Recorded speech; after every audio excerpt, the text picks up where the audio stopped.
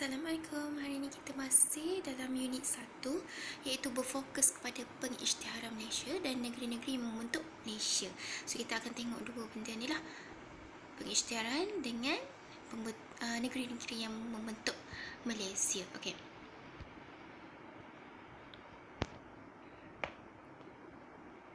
Okey. Bila tarikh pembentukan Malaysia? Okey, 16 September 1963. Jadi pada asalnya Malaysia adalah terdiri daripada negeri-negeri di Semenanjung, iaitu Perak, dengan penggabungan Sabah, Sarawak, Borneo dan juga Singapura. Okey, kita tengok bagaimana pengisytiharan Malaysia itu berlaku. Okey, minggu lepas cikgu dah ajar bagaimana proses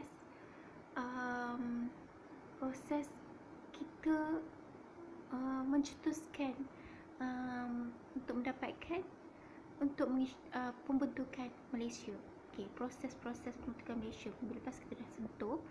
Jadi minggu ni kita akan pergi kepada pengisytiharan Malaysia itu sendiri. Okey, pembentukan Malaysia telah berjaya dilaksanakan melalui rundingan-rundingan yang telah dilakukan oleh Perdana Menteri yang pertama.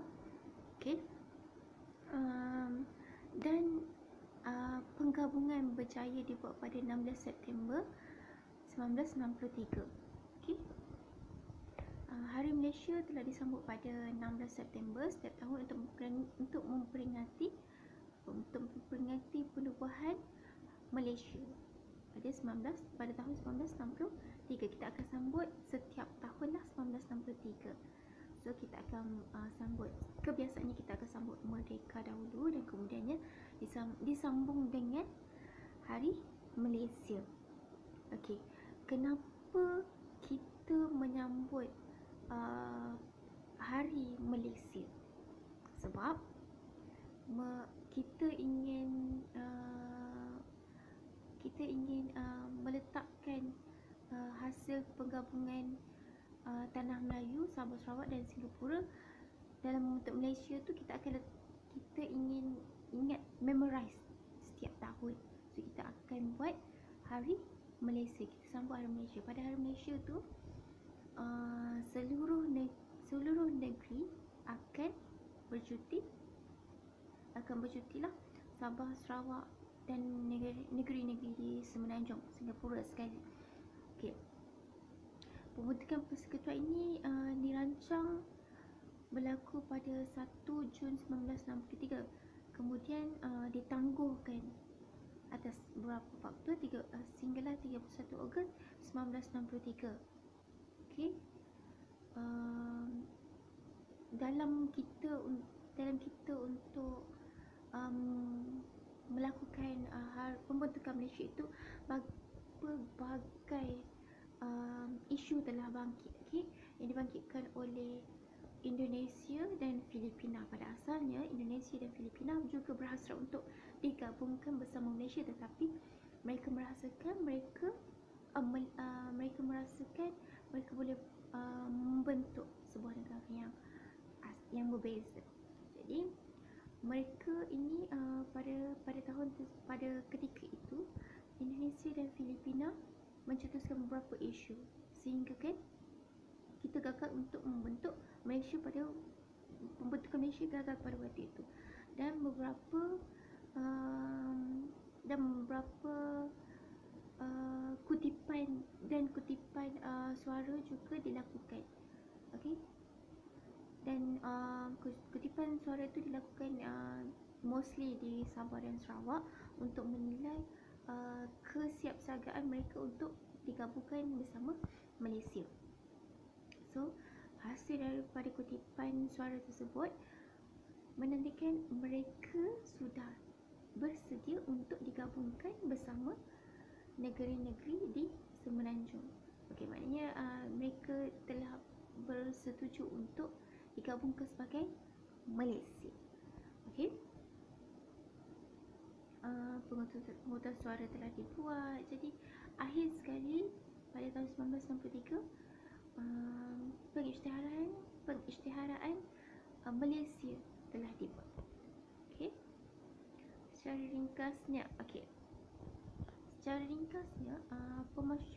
pemasyhuran Malaysia ini dilakukan pada hari yang sama tetapi di 3 tempat yang berbeza. Okey, di 3 tempat yang berbeza, iaitu pada ketika itu Tun Abdul Rahman melakukan pengisytiharan di Kuala Lumpur.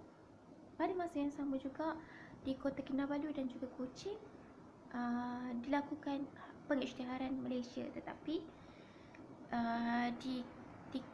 di Kota Kinabalu di Sabah, Tun Abdul Razak telah menjadi wakil untuk pengisytiharaan Malaysia, dan Datuk Muhammad Khair bin Johari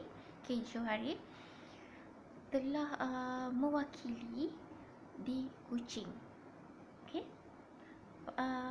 Ketiga-tiga tempat itu dilakukan secara serentak pada hari yang sama, pada waktu yang sama, tetapi tempat yang berbeza. Okey, kita masuk kepada fokus yang kedua tadi, yang cikgu cakap fokus yang kedua iaitu negeri-negeri yang membentuk Malaysia. Okey, antara negeri-negeri yang membentuk Malaysia adalah, kita boleh tengok di dalam peta tu, peta yang ada di dalam buku pada muka surat 8. Okey, pada asalnya kita ada Perlis, Kedah, Pulau Pinang, Perak, Selangor, Negeri Sembilan, Melaka, Kelantan, Pahang, Terengganu, Johor dan Singapura. Okey, Singapura pada awalnya adalah sebahagian daripada Malaysia dan telah keluar daripada Malaysia pada tahun 1965.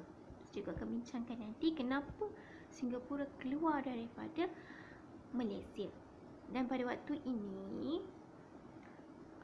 kita berlakunya penambahan jalur pada bendera Malaysia, iaitu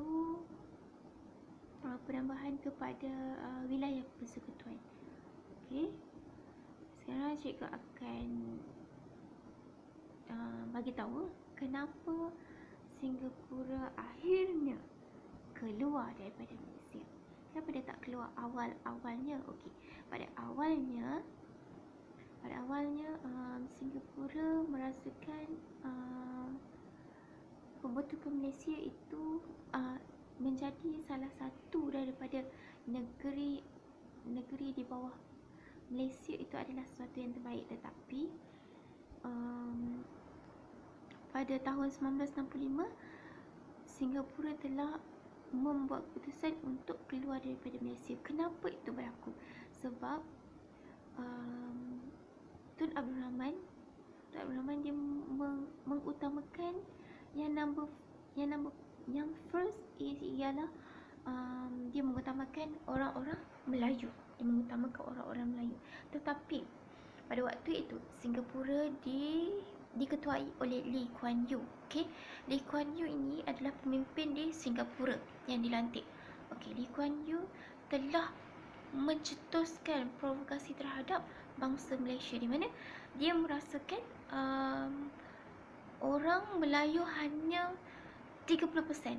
Okey, 30% daripada penduduk keseluruhannya, hanya 30%. Jadi dia telah mencetuskan satu inquiry, maknanya suatu persoalan, kenapa Melayu 30% mendapat, walaupun 30% dia mendapat kelebihan-kelebihan yang more than others. Okey, more than others. So dia telah dekat situ dia telah mencetuskan suatu krisis, suatu isu perkauman yang sangat sensitif lah kan, sebab dia telah usik orang Melayu. Pada waktu itu Tun Abdul Rahman sangat mengutamakan orang Melayu. Okey, pada waktu itu juga Singapura pun ada orang Melayu, tetapi Lee Kuan Yew tidak begitu mengutamakan orang Melayu. Dia hanya dia hanya memberikan peluang pekerjaan, pendidikan supaya supaya supaya semuanya berlaku adil kepada semua rakyat. Okey. Tetapi Tun Abdul Rahman dia lebih mengutamakan orang Melayu. Apa-apa pun yang pertama adalah orang Melayu. Okey. Selepas daripada itu, Lee Kuan Yew sebenarnya tak nak bertolak ansur dengan kerajaan Malaysia di bawah pimpinan Tengku Abdul Rahman. Okey, dia mendakwa orang Melayu hanya 39%. 39%, lebih kurang 30%.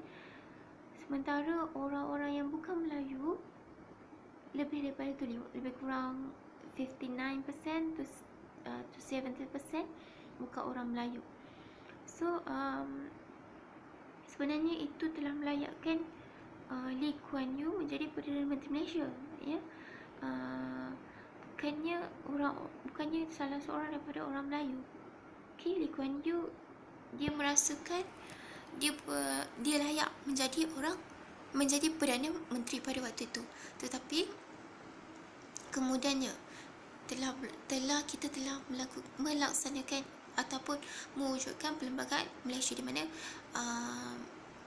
orang Melayu diletakkan yang pertama hasil daripada isu-isu provokasi, sehingga kan ada pada suatu peristiwa itu telah berlakunya rusuhan kaum, yang mana itu adalah masalah terbesar bagi sebuah negara, iaitu rusuhan kaum yang boleh mencetuskan